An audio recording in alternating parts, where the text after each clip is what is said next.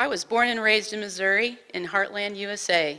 This is farm country, and a lot of us in Region 7 grew up on or near a farm. When I was a kid, I remember spending many 4th of Julys on my grandparents' farm with my cousins and relatives, and we would all get together and have a great celebration with the biggest banquet of food you could imagine. And a lot of the food was grown right there on the farm and handpicked by us kids. And being third-generation farmers, my grandparents knew how important it was not to waste any food they raised. It's these memories of the farm that give me such a strong connection to the work I do in food recovery and sustainable food management. But my grandparents would be horrified if they knew how much food was being wasted today.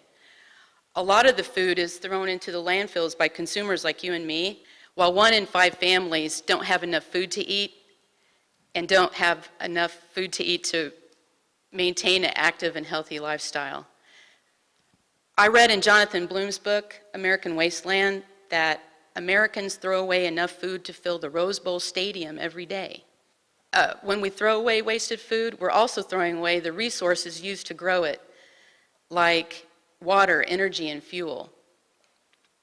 And when food rots in the landfill, it creates methane gas, and that affects our climate and the air we breathe. And with so many challenges, I believe the work I do in food recovery and sustainable food management is more important than ever.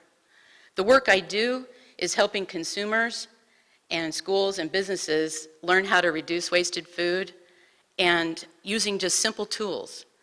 Just 4 easy steps can help consumers waste less food. We call them smart shopping, smart preparation, smart storage, and smart saving.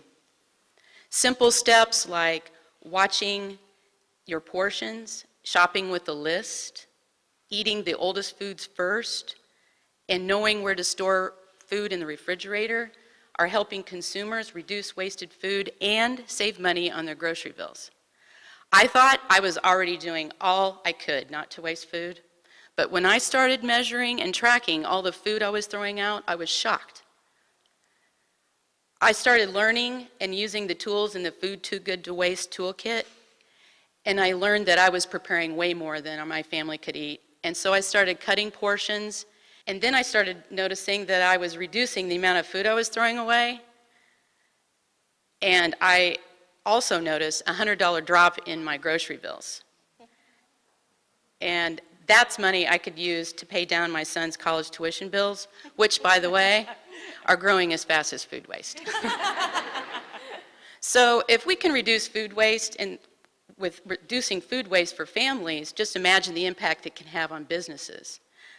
So I am asking that you ask your local grocers, neighborhood schools, and restaurants to join the Food Recovery Challenge, and they can learn how to reduce wasted food in their operations and learn how to donate unused food to charity and compost what can't be served.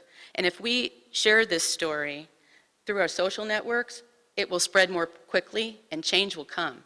And by next 4th of July, I'm hoping that all families in the country will be sharing great wholesome food and won't go hungry, and it would make my grandparents and other farmers in the heartland very proud.